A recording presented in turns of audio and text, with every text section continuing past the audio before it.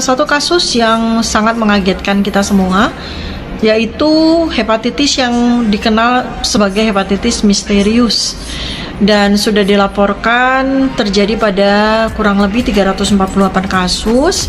Utamanya adalah pada anak-anak berusia di bawah 16 tahun sampai bayi usia 1 bulan, dan sudah dilaporkan juga terjadi beberapa kematian yang terjadi dalam waktu singkat. Seberapa tinggi risikonya kita kepada hepatitis misterius? Yang pertama adalah sebaran dari kasus hepatitis ini ya, karena menyebar dalam waktu hanya sekitar 3 bulan, menyebar beritanya ya, maksudnya ya. Penyebaran beritanya yang menyebar itu dalam waktu 3 bulan, paham ya? Ya. Menyebar beritanya itu dalam waktu kurang lebih hanya 3 bulan saja, mulai dilaporkan di UK, di Inggris, kemudian di beberapa negara di Eropa seperti negara-negara Skandinavia ya, Denmark, kemudian Norwegia, Finlandia, Belgia, kemudian Belanda juga, Rumania, lalu menyeberang ke Amerika. Di beberapa negara bagian juga sudah melaporkan kasus yang sama, kemudian menyeberang ke Asia ya, Jepang, kemudian Singapura, Indonesia. Jadi ya memang ini harus menjadi concern kita semua ya, karena pertama adalah menyebar begitu cepat, kemudian yang kedua adalah dialami sebagian besar oleh anak-anak berusia 16 tahun sampai bayi berusia 1 bulan. Sebetapa misteriusnya kah hepatitis ini? Yang pertama, ketika kita bicara misterius ya, berarti sampai disebut oleh WHO sebagai acute hepatitis of unknown etiology gitu loh. Artinya tuh hepatitis akut yang disebabkan oleh etiologi atau sebab yang belum diketahui. Memang seberapa misteriusnya? Karena sebenarnya kasus ini sudah dilaporkan sejak 7 bulan yang lalu oleh beberapa peneliti dan sudah dipublikasikan. Namanya bukan hepatitis misterius dan tidak dialami oleh anak-anak ya, oleh orang dewasa, sehingga pada waktu itu 7 bulan yang lalu di bulan Oktober 2021 dilaporkan sebagai hepatitis autoimun atau Nih ya, kalian perhatikan ya. Kita coba merekam dengan otak kita nih, insya Allah mudah-mudahan jadi manfaat nih. Perhatiin, hepatitis autoimun. Autoimun hepatitis. Jadi ini kita anggap sebagai sebab hipotesis yang pertama ya, hypothetically etiology gitu. Jadi sebab yang hipotesisnya itu karena proses autoimun, dan Anda juga bisa searching ya di beberapa search engine seperti PubMed atau Medline dan beberapa Google Scholar juga bisa, sudah beberapa dilaporkan ya. Jadi yang itu menjadi sebab yang pertama secara hipotesis ya. Kemudian yang kedua itu juga sudah dilaporkan oleh beberapa peneliti juga, yang disebut sebagai hepatitis akibat dari VADE atau VADE, Vaccine Associated Disease Enhancement. Ada kata-kata vaksin di sini ya. Jadi memang ada kontribusi atau ada keterlibatan vaksin di sini. Jadi hepatitis ini, radang liver ini terjadi kemungkinan karena adanya suatu peningkatan imunitas tertentu yang berlebihan yang disebabkan oleh vaksinasi COVID. Ini menjadi sebab yang kedua. Kemudian baru-baru ini kita juga mendapatkan laporan yang disampaikan oleh beberapa negara bahwa ditemukan adanya virus ya, virus yang disebut sebagai adenovirus tipenya 41 yang ditemukan pada kurang lebih 18 kasus pada bayi. Jadi adenovirus ini menjadi kandidat yang ketiga menjadi sebab dari hepatitis misterius ini. Nah, seberapa misteriusnya adenovirus ini? Ya, kalau kita melihat dari hepatitis, jadi sebab-sebab dari hepatitis yang kita kenal, yang ya saya sebut sebagai hepatitis klasik lah ya, itu kan hepatitis A, B, C, D, dan E. Sejauh ini ada 5 ya, hepatitis A, B itu yang paling berbahaya, kemudian C juga yang berbahaya, kemudian D yang kasusnya sangat-sangat jarang, dan E. Nah, ini yang sudah dikenal puluhan tahun ya. Tetapi kemudian tiba-tiba ada hepatitis dengan sebab adenovirus ini. Jadi ini adalah hepatitis yang baru ya, kalau sebabnya memang karena adenovirus. Selain itu, beberapa hepatitis tertentu juga karena virus-virus tertentu juga sudah dilaporkan. Jadi sebenarnya kalau ketika tiba-tiba ditemukan adanya suatu infeksi akibat dari virus tertentu yang di luar hepatitis A, B, C, D, dan E ini, ya berarti kemisteriusan dari hepatitis ini kan sudah tidak misterius lagi gitu ya, cuma tinggal diperdalam lagi apakah hipotesis ini kan menjadi suatu simpulan yang bisa digeneralisasi bahwa terjadinya hepatitis yang sekarang ini sedang menyebar di seluruh dunia itu terjadi karena adenovirus atau sebab yang lain ya. Ini masuk sebagai hipotesis sebab yang ketiga. Kemudian sebab yang keempat adalah kuat dugaan adanya keterlibatan atau adanya korelasi positif dengan vaksin COVID yang memiliki platform adenovirus ya. Nah, jadi bisa jadi penyebabnya itu ya, karena memang belum ada penelitian dan ini baru hipotesa ya guys, baru hipotesis. Jadi menurut Dr. Riva, makanya simak sampai habis nih. Apakah penyebabnya ini termasuk KIPI?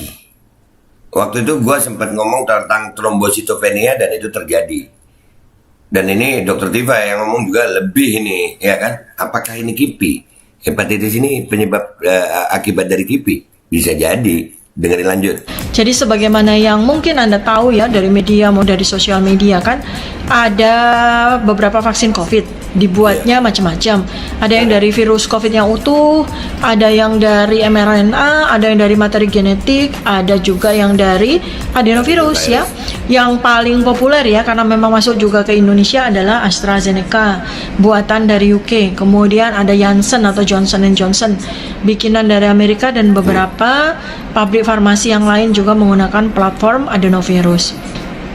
Dan karena kemudian ditemukan adenovirus itu pada kasus-kasus hepatitis yang baru ini, maka diangkatlah ya hipotesis sebab dari keterlibatan vaksin adenovirus ini sebagai sebab yang keempat. Jadi ada 4 sebab nih yang membuat kemisteriusan dari hepatitis ini kan menjadi tidak misterius lagi ya. Artinya tinggal didalami saja kan dari keempat-empatnya ini.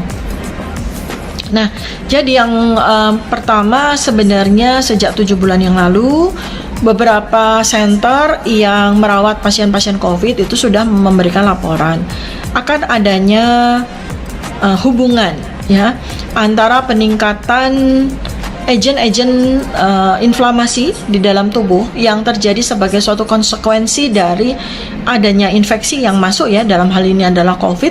Kemudian tubuh menghasilkan beberapa agen inflamasi tertentu dan memberikan respon juga terhadap beberapa imunitas tertentu.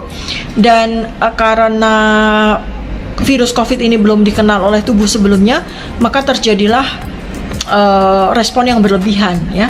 Yang di awal-awal kasus COVID ini kan dikenal sebagai badai sitokin ya, salah satu agen imunitas, agen inflamasi itu adalah sitokin ya. Terjadilah badai cytokine atau cytokine storm, dan kemudian berangsur-angsur kita juga tahu bahwa bukan hanya sitokin yang terlibat di dalam proses inflamasi yang terjadi pada pasien COVID, tetapi juga agen-agen inflamasi dan molekul imunitas yang lain ya. Nah, disinilah kemudian terjadi potensiasi atau peningkatan imunitas yang berlebihan.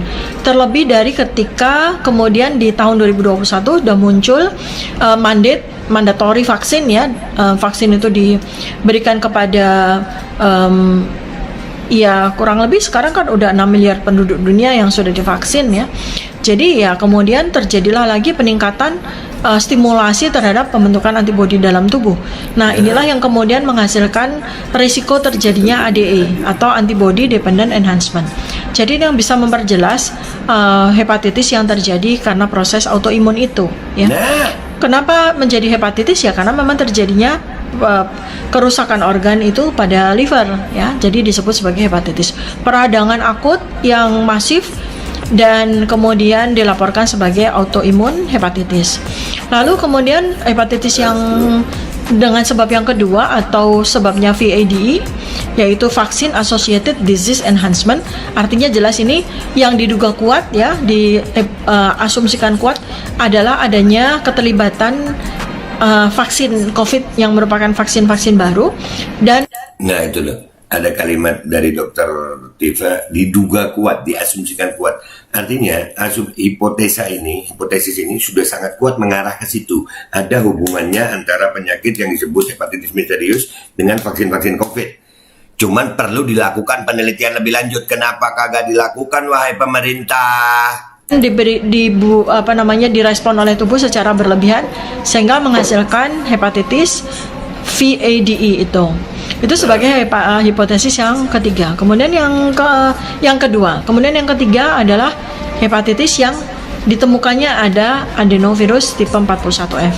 Lalu yang keempat adalah hepatitis yang kemungkinan diduga kuat adanya keterlibatan dari vaksin COVID berplatform adenovirus. Jadi kurang lebih dengan keempat hipotesis ini sebenarnya sudah tidak layak lagi ya kita menyebut hepatitis ini sebagai hepatitis misterius, karena nggak misterius amat ya. Benar. Tetapi memang kalau kita lihat dari keempat hipotesis ini, kemudian bagaimana potensi penyebarannya, nah ini yang perlu digali. Karena kalau kita berkaca kepada pengalaman pandemi COVID, di mana kita kecolongan semua ya, bukan kecolongan, karena memang kita nggak tahu tentang penyakit COVID itu sendiri. Nah sekarang ketika kita akan mempelajari dan kemudian dengan cepat ya, kemudian kita bisa mendapatkan bagaimana cara kita mengatasi supaya dia tidak menyebar terlalu banyak. Karena yang mengkhawatirkan dari hepatitis baru ini adalah onsetnya begitu cepat, bagaimana seseorang terinfeksi kemudian mengalami radang liver dan menjadi sirosis tuh kurang lebih hanya memakan waktu 1 bulan, dan ini amat sangat cepat. Dan inilah yang paling mengkhawatirkan karena potensi mortalitasnya berarti amat sangat tinggi.